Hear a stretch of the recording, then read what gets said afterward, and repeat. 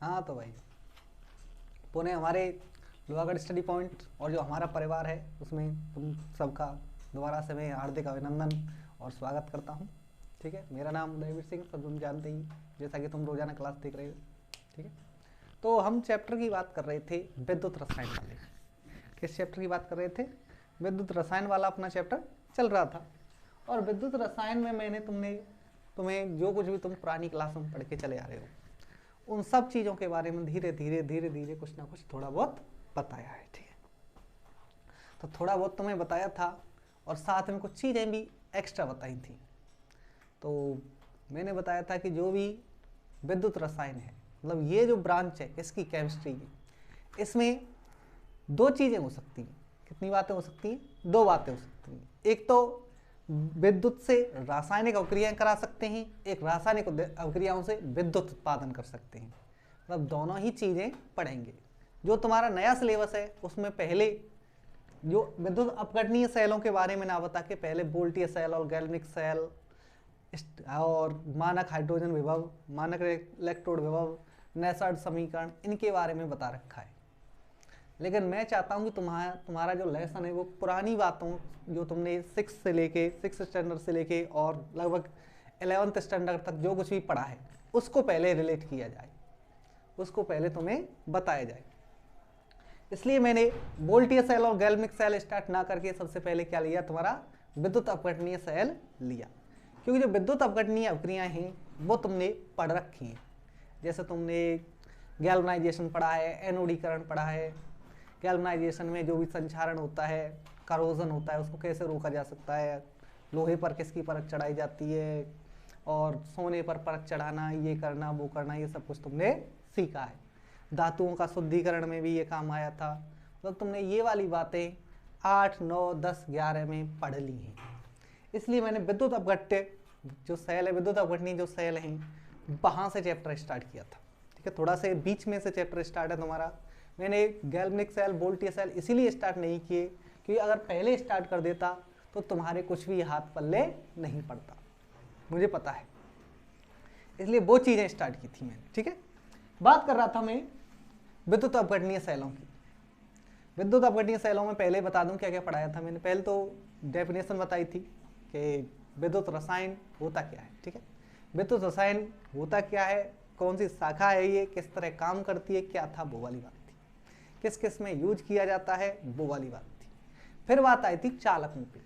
तो चालक दो तरह के बताए थे मैंने, एक तो होता है धात्विक चालक और एक बताए थे जलीय विलयन वाले चालक या विद्युत अपघटनीय चालक। धात्विक चालक धातुओं पे डिपेंडेंसी थी उनकी। किस पे डिपेंडेंसी थी? धातुओं पे थी। मतलब कुल मिला के ठोस अवस्था में थी।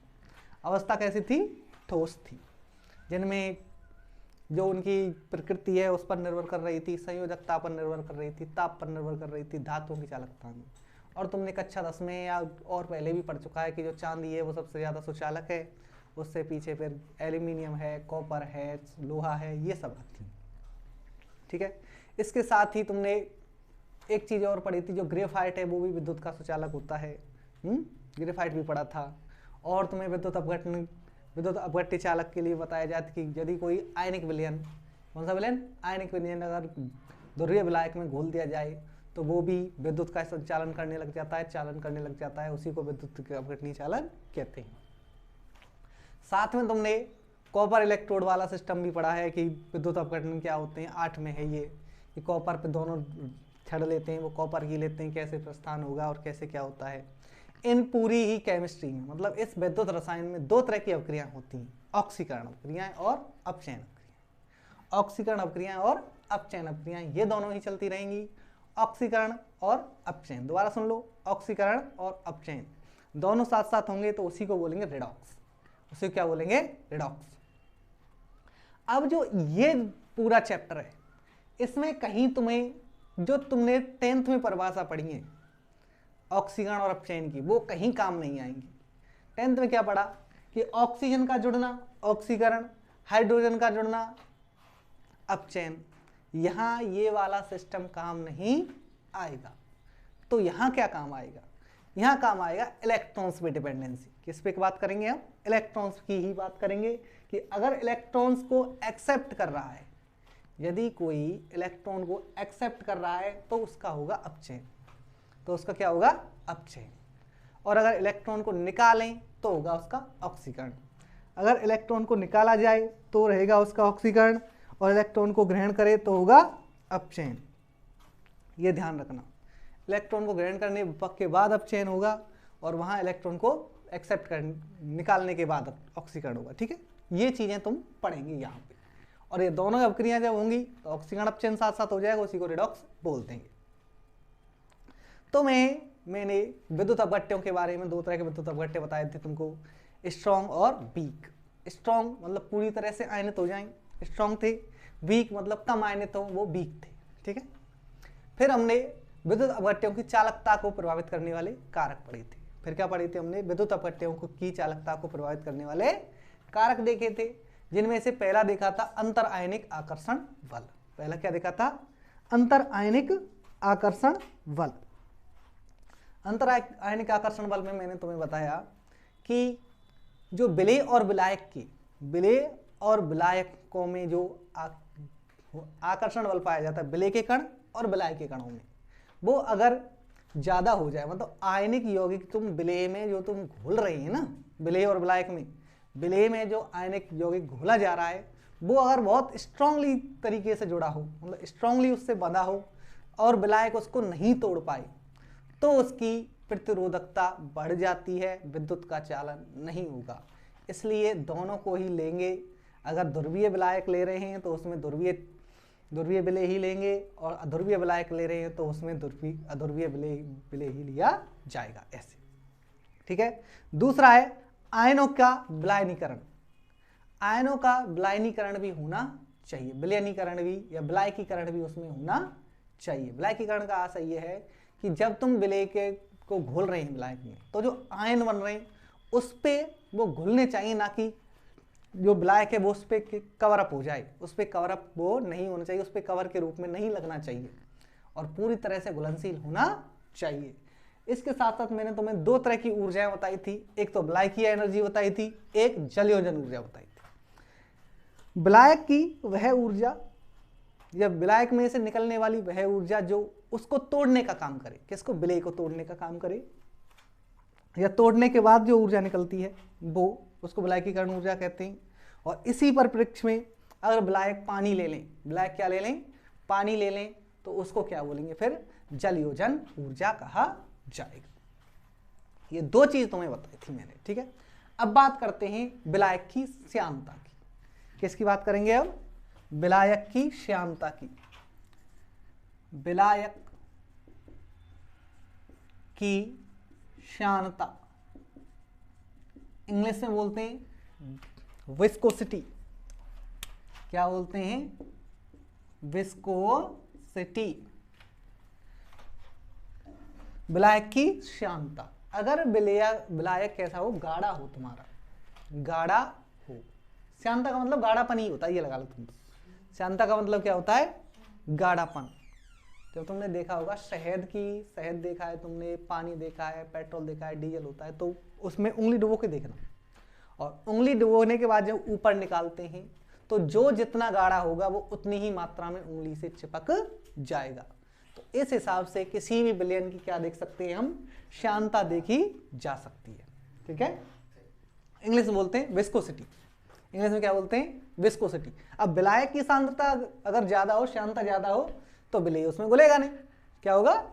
विलेय उसमें घुलेगा नहीं, और घुलेगा नहीं तो आयनित भी नहीं होगा, और घुलेगा नहीं तो फिर आयनित भी नहीं होगा, और आयनित नहीं होगा तो उसकी जो चालकता है वो भी कम हो जाएगी। तो इस बात को लिखो।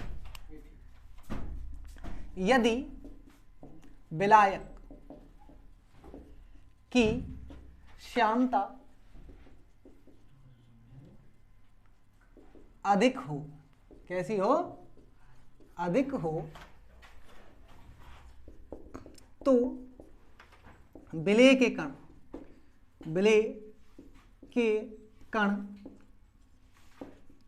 वियोजित का मतलब समझ गए? टूटना।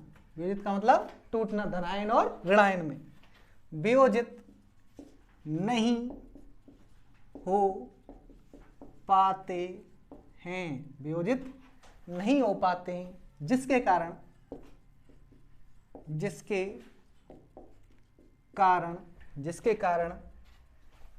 चालकता, किसकी चालकता, विद्युत अपघट्य की चालकता कम हो जाती है। क्या हो जाती है? कम हो जाती है। किसकी चालकता? विद्युत अपघट्य की चालकता कम हो जाती है। एक बात, ठीक है। दूसरी बात की बात करें, ये कौन सी बात थी? दूसरी या तीसरी बात थी? चौथी बात की बात करें, तीसरी या चौथी है वो डाल लेना तुम अपने हिसाब से।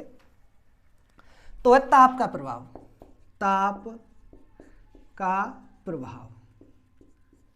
ताप को प्रभाव में एक चीज देखो, अगर कोई चीज गर्म लगे तुम्हें तो तुम हाथ को उठा लेते हैं तुरंत, ठीक।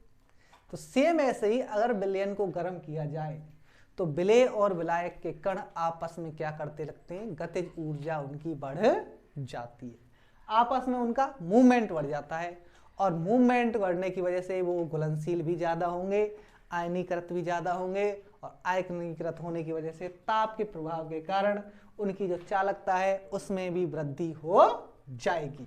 लिखो, ताप बढ़ाने पर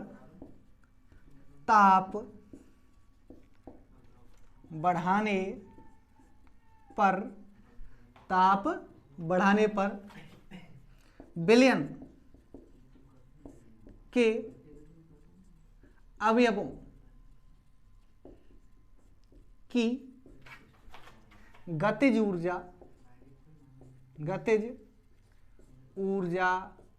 बढ़ जाती है। गतिज ऊर्जा बढ़ जाती है किसके? विलयन के अवयवों की। विलयन के अवयव कौन कौन है? विलेय और विलायक की गतिज ऊर्जा बढ़ जाती है, जिसके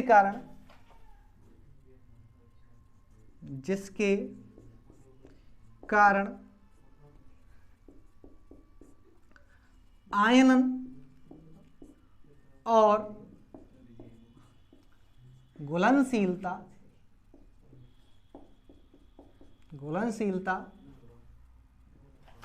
में भी वृद्धि होती है। घुलनशीलता में भी वृद्धि होती है। अतः चालकता भी बढ़ जाएगी। चालकता भी बढ़ जाएगी। सीख गए होंगे क्या बात है? चला चौकियों मत। मैंने पहले ही एक बात कह दी है तुमसे कि जो तुम्हारा सिलेबस है ना, तुम्हारी जो किताब है नई वाली, उसमें पहले ये वाला नहीं दे रखा है मामला, ये वाला दे रखा है लगभग बीच में। पहले बोल्टियर सेल और गैल्मिक सेलों के बारे में बता रखा है तुम्हें। अगर मैं उन्हें यहाँ पे ही चालू कर देता, बोल्टियर सेल और गैल्मिक सेल, तो फिर तुम्हारी पुरानी बातें कैसे काम आती, फिर तुम बात कोरिलेट कैसे करते, देखते कैसे। इसलिए पहले मैंने ये चालू किया है, ठीक है। पहले इसको पढ़ेंगे, इसके तुरंत बाद वो चालू कर देंगे तुम्हारी, ऐसी कोई बात नहीं, ठीक है। लास्ट में तुम्हारे बैटरियां हैं, बैटरियों को बता देंगे कि बैटरी कितने प्रकार की, कैसे कैसे काम आती है, कैसे कैसे उसके आयन ट्रांसफर होंगे, कैसे कैसे क्या होगा, वो सब कुछ, ठीक है। ये देख ली, इसका स्क्रीनशॉट लो, आराम से लिखो, फिर बात करते हैं।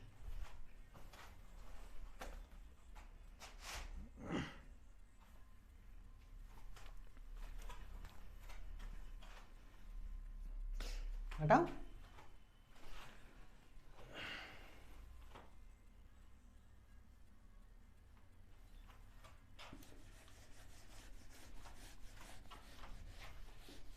अब बात करेंगे विद्युत अपघटनीय सेलों के बारे में। अब चालू होता है तुम्हारा लेसन ढंग से। अब तक तो इंट्रो चल रहा था, अब चालू होता है पाठ।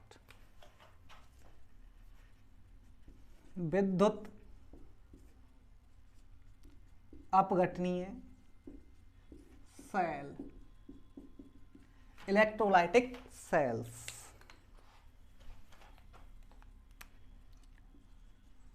इलेक्ट्रोलाइटिक सेल देख लेना, मीनिंग जो भी है ये तक तो तुम जाने, ठीक है। इलेक्ट्रोलाइटिक सेल, विद्युत अपघटनीय सेल क्या होते हैं? चलो तो पहले यही देख लो, ये क्या है, विद्युत अपघटन। ठीक है, तो 10th में जब 10th तुमने पढ़ी तो पहला पार्ट है, उसमें दे रखा है, क्या दे रखा है, रासायनिक अपक्रियाओं के प्रकार दे रखे हैं। तो तुमने एक अपक्रिया पढ़ी वियोजन अपक्रिया या अपघटनीय अपक्रिया, डिकम्पोजिशन रिएक्शंस। ठीक है, कौन सी रिएक्शंस, डिकम्पोजिशन रिएक्शंस। और डिकम्पोजिशन रिएक्शन में भी जो डिकम्पोजिशन रिएक्शन थी वो 3 तरह की थी। कौन कौन सा, लाइट और थर्मो और एक इलेक्ट्रो। मतलब लाइट प्रकाशीय, थर्मो मतलब तापीय, और लाइट और इलेक्ट्रो मतलब विद्युत। मतलब जो अपघटनीय अपक्रियाएं होती हैं वो 3 तरह की होती हैं, प्रकाशीय अपघटन, तापीय अपघटन और विद्युत अपघटन। तो विद्युत और अपघटन।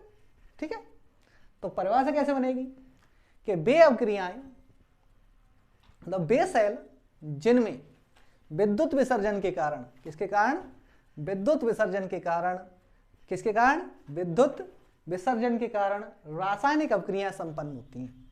विद्युत विसर्जन के कारण रासायनिक अपक्रियाएं संपन्न होती हैं, उन सेलों को क्या कहा जाता है, विद्युत अपघटनीय सेल कहा जाता है। जिस पात्र में हो रही है उस सेल को कहा जाता है विद्युत अपघटनीय सेल कहा जाता है। इस बात को लिख सकते हैं, वे सेल जिनमें रासायनिक अभिक्रियाएं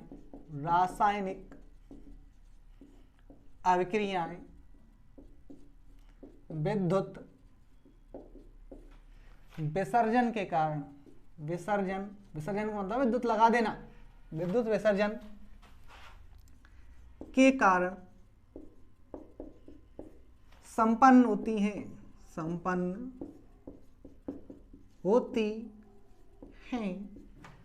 उन्हें विद्युत अपघटनीय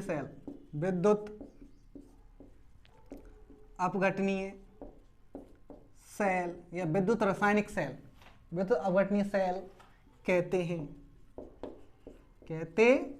विद्युत अपघटनीय सेल कहते हैं। ठीक है, विद्युत अपघटनीय सेल उनको कहा जाता है। और जिस पात्र में अभिक्रिया होती है तथा जिस पात्र में अभिक्रिया होती है, पात्र मतलब जिसमें भरा गया है, पात्र में अभिक्रिया होती है उसे सेल या वोल्टामीटर कहते हैं। सेल या वोल्टामीटर, कौन सा मीटर, वोल्टामीटर कहते हैं। ये बात और ध्यान रखिए, विद्युत अपघटनीय सेल या वोल्टामीटर कहते हैं जिस पात्र में वो अभिक्रिया हो रखी है। ठीक है, अब बात ये थी जितनी ज्यादा विद्युत विसर्जन उसमें होगा, अभिक्रिया की मात्रा भी उतनी ही ज्यादा स्पीड से होने लग जाएगी। पहले इसको उतारो फिर बात करते हैं।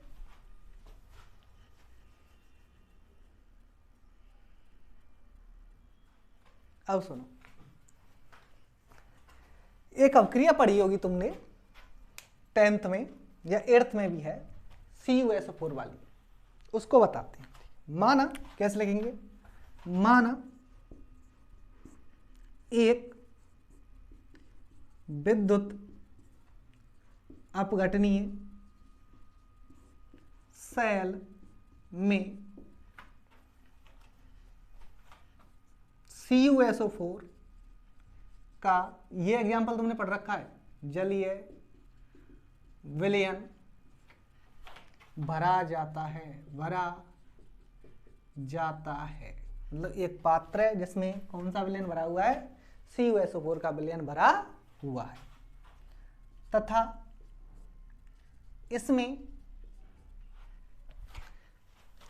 कॉपर की ही, Cu की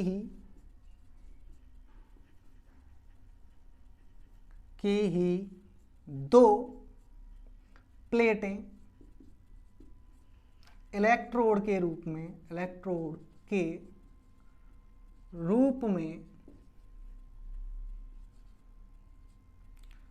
में इलेक्ट्रोड लिखा हुआ है, इले का मतलब इलेक्ट्रोड के रूप में प्रयोग की गई हैं। अब सुनो, पहले यह उतारो, चित्र बनाऊंगा अब मैं।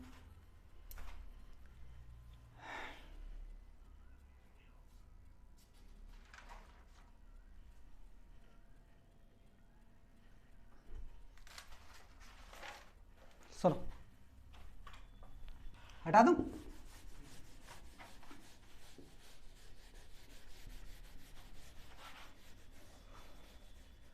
सुनो भाई, मैंने क्या बताया,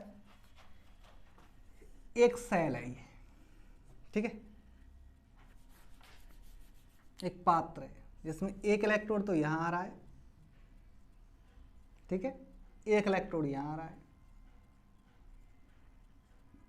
इसको और भी बढ़ा सकते हैं, ठीक है, वो देख लेंगे। एक बैटरी लगाइए, प्लस वाला पॉइंट बड़ा होता है, माइनस वाला छोटा होता है, ये ध्यान रखना, ठीक है। ये है माइनस वाले को क्या बोलते हैं, कैथोड, यहां, और इसको बोलते हैं एनोड, ठीक है।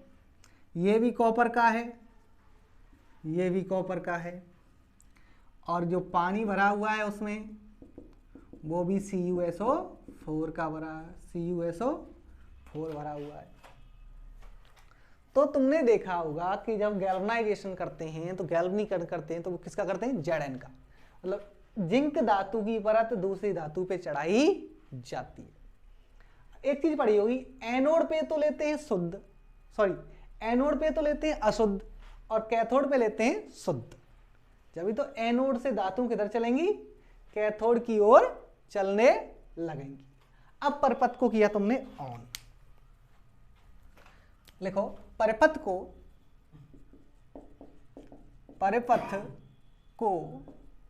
ऑन करने पर परिपथ को ऑन करने पर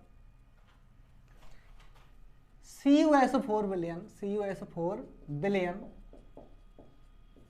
वियोजित होकर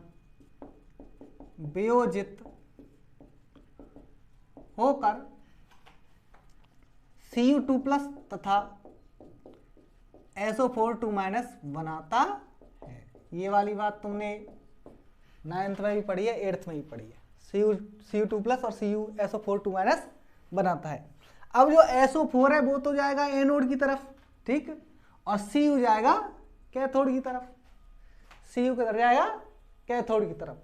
जब SO4 एनोड की तरफ जाएगा तो एनोड से जितने आयन Cu के इधर चलेंगे कैथोड की तरफ, उतने ही एनोड से भी संचारित होने लग जाएंगे, टूटने लग जाएंगे। जितने आयन, आगे लिखो, जितने आयन कैथोड की कौन से आयन, Cu वाले की ओर गति करते हैं उतने ही Cu2+ आयन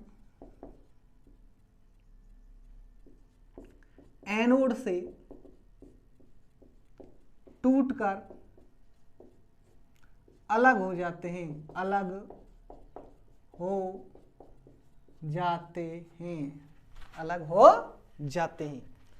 अब ये तो होगी क्या, शुद्ध धातु, और ये होगी अशुद्ध धातु, जिसके कारण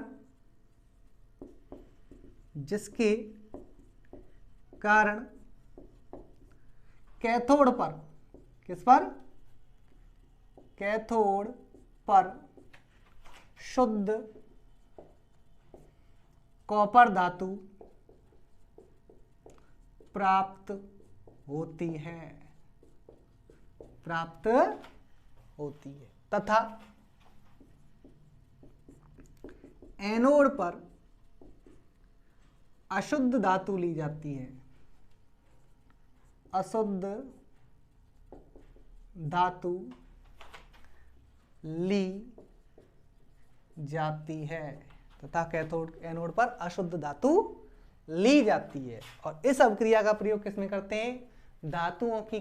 धातुओं के शुद्धिकरण में इस अभिक्रिया का प्रयोग किया जाता है।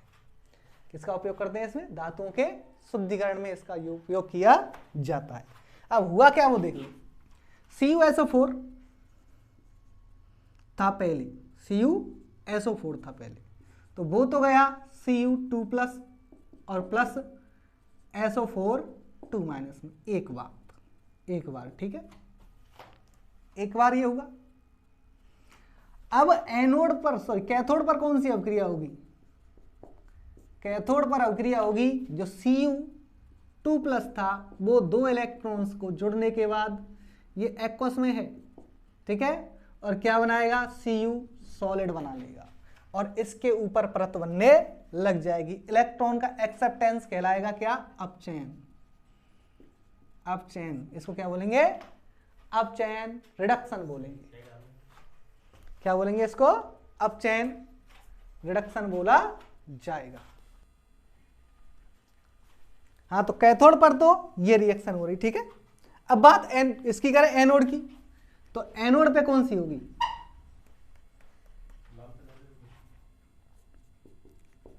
एनोड पे जो रिएक्शन होगी उसमें जो इसका जो Cu घुलेगा, सॉलिड में जाके वो CuSO4 2+ में चला जाएगा और 2 इलेक्ट्रॉन बाहर हो जाएंगे। अब ये 2 इलेक्ट्रॉन तो एक्सेप्ट करेगा ये, ठीक है, ये जो 2 इलेक्ट्रॉन है ये वाले हैं और ये बन गया। अब ये वाला जो बना है वो किसके पास जाएगा? दोबारा से SO4 के पास चला जाएगा। दोबारा से किसके पास चला जाएगा? SO4 के पास चला जाएगा। और विलयन में जो अभिक्रिया होगी, किसमें? विलयन में जो अभिक्रिया होगी वो होगी Cu2+ प्लस SO4 2- बराबर CuSO4। मतलब बात ये है कि ये आपस में ही रिएक्शन करते रहेंगे और विलयन में जो CuSO4 की टोटल मात्रा है वो हमेशा बराबर रहेगी। वो हमेशा कैसी रहेगी? बराबर रहने वाली है, उसमें कोई भी घटावड़ी नहीं होगी। मतलब जितना इस पे चढ़ेगा उतना ही ये पिघलने लग जाएगा। इसलिए CuSO4 का टोटल विलयन में समानता उसकी बनी रहेगी। ये ठीक है, समझ गए होंगे थोड़ा बहुत, और समझ गए दोबारा देख लेना क्लास को, समझ में आ जाएगा पूरी तरह से, ठीक है। तो ये बात यूं थी, तुमने पुरानी बात किताबों में या पुराने छोटी क्लासों में भी पढ़ ली है।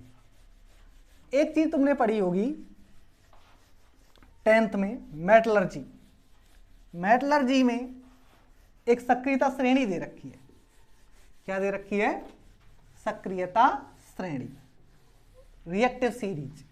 उस सक्रियता श्रेणी में एक बात कही गई थी, वो बात यह है कि सक्रियता श्रेणी के जो ऊपर वाले जितने भी धातुएं हैं, उनको विद्युत विसर्जन द्वारा ही शुद्ध किया जा सकता है। विद्युत विसर्जन द्वारा ही उसको शुद्ध किया जा सकता है। तो ऊपर कौन कौन थे? सोडियम था, सबसे पहले तो पोटेशियम था ऊपर, लेकिन हम याद है सोडियम था, मैग्नीशियम था और एल्यूमिनियम था, ये 3 थे। सबसे ऊपर तो वैसे सोडियम भी है, ठीक है। बात हम तीनों की करेंगे, सोडियम की, मैग्नीशियम की और एल्यूमिनियम की। तो जो तीनों धातुएं हैं उनको भी इसी विद्युत अपघटन द्वारा ही शुद्ध किया जा सकता है। विद्युत अपघटन द्वारा ही इनको शुद्ध कर सकते हैं। तो इनके जो मैग्नीशियम और सोडियम हो उनको शुद्ध करने के लिए तो इनके क्लोराइड लवण ले लिए जाते हैं। कौन से लवण ले लिए जाते हैं? क्लोराइड लवण, ठीक है। और जो एल्यूमिनियम है उसको शुद्ध प्राप्त करने के लिए विद्युत अपघटनीय वाली से मेथड से ही इसको शुद्ध प्राप्त करने के लिए क्या करते हैं? जो एल्यूमिनियम है उसके जो ऑक्साइड है उसको क्रायोलाइट की उपस्थिति में प्राप्त किया जाता है। तो नोट लगा के इस बात को लिख सकते हैं। कैसे लिखेंगे? सोडियम तथा मैग्नीशियम तथा एल्यूमिनियम को प्राप्त करने के लिए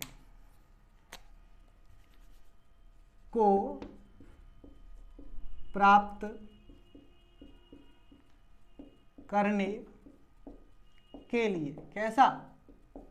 शुद्ध अवस्था में प्राप्त करने के लिए सोडियम तथा मैग्नीशियम के क्लोराइड का उपयोग किया जाता है, उपयोग किया जाता है तथा शुद्ध एल्यूमिनियम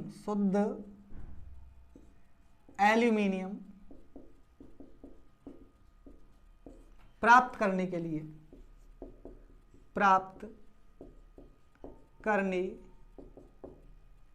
लिए शुद्ध एल्यूमिनियम प्राप्त करने के लिए क्रायोलाइट की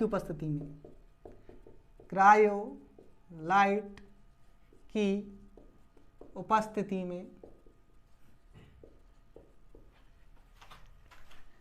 एल्यूमिनियम के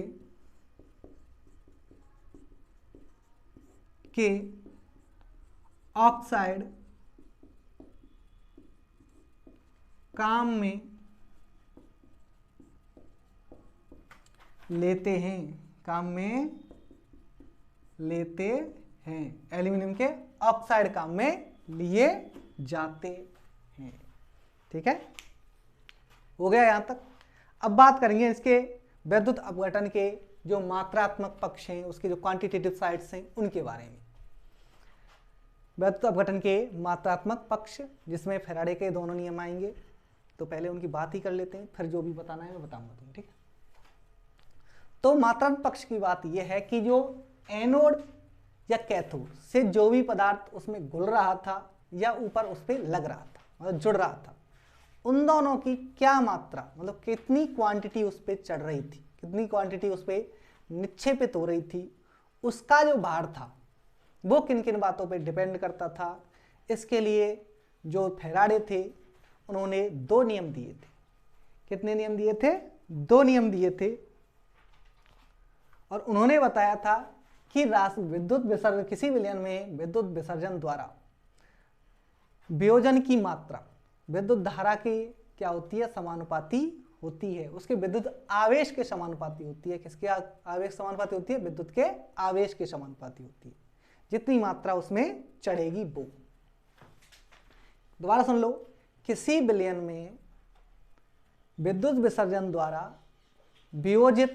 वियोजन की मात्रा या वियोजित की मात्रा या विलय की मात्रा, घुलने वाले विलय की मात्रा, किसकी मात्रा? घुलने वाले विलय की मात्रा जो विद्युत आवेश है उसके क्या होती है? समानुपाती होती है। तो मात्रात्मक पक्ष थे, क्वांटिटेटिव साइड्स थी विद्युत अपघटन की, विद्युत अपघटन की या के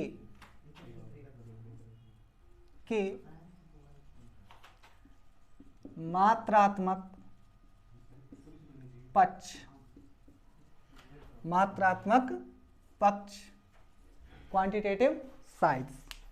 ठीक है, क्वांटिटेटिव साइड्स में बात कर रहे थे हम फैराडे के नियमों की। किसने बताई थी इस बात को? फैराडे ने इस बात, फैराडे के नियम। तो फैराडे ने कितने नियम दिए थे? 2 नियम दिए थे। कितने नियम दिए? 2 नियम दिए। हम पहले एक ही नियम की बात करेंगे आज। किसकी बात करेंगे? एक ही नियम की बात की जाएगी। एक ही नियम का यूज कैसे करना है, किसमें काम आता है, उस सब के बारे में तुम्हें बताऊंगा। तो इस नियम में था कि किसी विलयन के रासायनिक विघटन की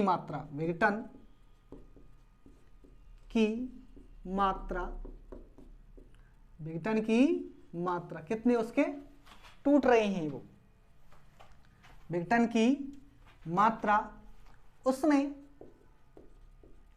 प्रवाहित धारा के धारा के नहीं, आवेश के समानुपाती होती है, आवेश के समानुपाती होती है। पहला नियम चल रहा है, ये फर्स्ट नियम चल रहा है, यहां डाल दो नहीं। आवेश के समानुपाती होती है तो विघटन की मात्रा m बराबर इज प्रोपोर्शनल होती है q के। किसके? आवेश का मात्रा q है, या m इज प्रोपोर्शनल होती है I t के। किसके? I t के, क्योंकि तुमने 10th में पढ़ा होगा q बराबर क्या होती है? I t। q बराबर क्या होती है? I t, मतलब धारा और टाइम दोनों। या m बराबर हो गया तुम्हारा W I t, m बराबर हो गया। m क्या है? एक विद्युत रासायनिक तुल्यांक है, जो इसका एक कांस्टेंट के रूप में इसका यूज किया गया है। ठीक है, इसका स्क्रीनशॉट लो, फिर बात करेंगे।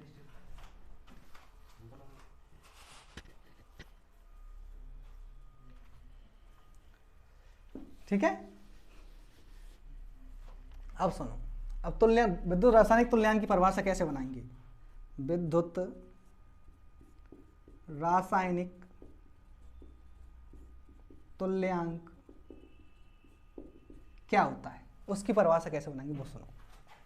ये है पदार्थ की मात्रा, ये क्या है? पदार्थ की मात्रा। ये विद्युत रासायनिक तुल्यांक है, ये धारा है, और ये टाइम है। तीन चीज दे रखी तुमको, और तुमको m बराबर के करना है किसके? W के। m बराबर किसके करना है? W के। अगर धारा को 1 एम्पियर ले लें, धारा को कितना ले लें? 1 एम्पियर ले लें, और टाइम को भी 1 सेकंड ले लें, टाइम को भी 1 सेकंड ले लें, तो दोनों को जब 1-1 सेकंड लिया जाता है तो आवेश भी कितना हो जाता है? एक ही हो जाता है, 1 कूलाम हो जाता है। कहां से? यहां से। कहां से? यहां से। अगर इनको 1-1 मान लिया जाए तो पदार्थ की मात्रा है वो किसके बराबर हो जाता है? विद्युत रासायनिक तुल्यांक के बराबर हो जाती है। विद्युत रासायनिक तुल्यांक के बराबर वो हो जाती है। तो ऐसे ही लिखो, यदि बिलियन में 1 एम्पियर धारा, 1 एम्पियर धारा, कितनी धारा? 1 एम्पियर धारा 1 सेकंड तक, 1 सेकंड तक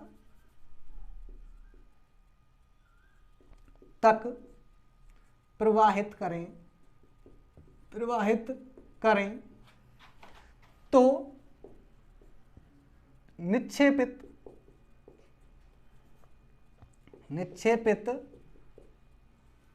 पदार्थ की मात्रा विद्युत रासायनिक तुल्यांक कहलाती है, के बराबर हो जाती है। विद्युत रासायनिक तुल्यांक के बराबर हो जाएगी। विद्युत रासायनिक तुल्यांक के बराबर हो जाएगी। कैसे हो जाएगी वो देख लो। तो यहां बता देता हूं तुमको, ऊपर यहां से यहां लिख लेना तुम, इसको नीचे। ठीक है, तो m बराबर था हमारा WIT। धारा का मान कितना माना है? 1 एम्पियर। तो I बराबर हो गया 1 एम्पियर। ठीक है, टाइम कितना माना है? 1 सेकेंड। T बराबर हो गया 1 सेकेंड।